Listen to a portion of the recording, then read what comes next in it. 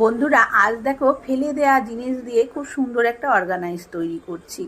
যে সমস্ত bag tag আমরা তৈরি করি তার চারকোনা থেকে যে পাটগুলো আমরা খুলে বাদ দিই সেগুলো দিয়ে ফেলে না দিয়ে একটা সুন্দর জিনিস তৈরি করছি। তা সেই টুকরোগুলোকে প্রথমে আমি ছেটে পরিষ্কার করে নিলাম যাতে কোনো রকম রাইস ব্যাগ ট্যাগগুলো না দেখা যায়, সুতো টুতো না বেরোয়।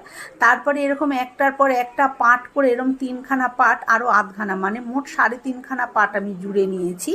তারপরে এবার উল্টো পিঠ করে যে সেলাই যেখানটা করেছি জয়েন্টের মুখটা উঁচু হয়ে আছে তাই সেটাকে আবার এরকমভাবে ঘুরিয়ে প্রেস স্টিচ করে নিলাম যাতে ওটা বসে যায়, সমানভাবে হয়ে যায়।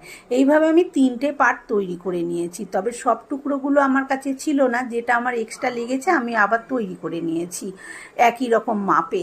তারপরে একটা জিন্সের প্যান্টের টুকরো নিয়েছি, দেখতেই পাচ্ছ এটা হোলি খেলা প্যান্ট, কোনো কাজে লাগে না। তার মধ্যে এই পাট 3খানা দুপাশে সেলাই করে বসিয়ে দিয়েছি।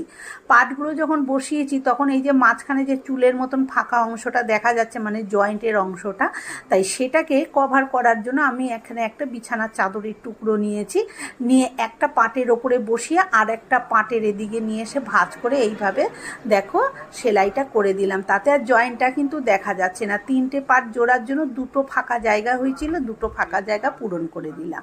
এবারে 4-5টা ছেটে পরিষ্কার করে নিয়ে যে ধারটা আমি মুড়ে এইভাবে পাইপিং লাগিয়ে দিচ্ছি। এর জন্য আমি একটা শাড়ির পার ব্যবহার করেছি, আপনারা যা কিছু ব্যবহার করতে পারেন, এমনকি যে শপিং ব্যাগ আছে সেই শপিং ব্যাগের টুকরো ব্যবহার করতে পারেন।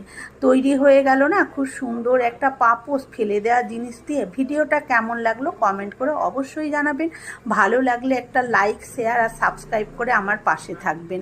পুরো ভিডিওটা দেখার জন্য ধন্যবাদ।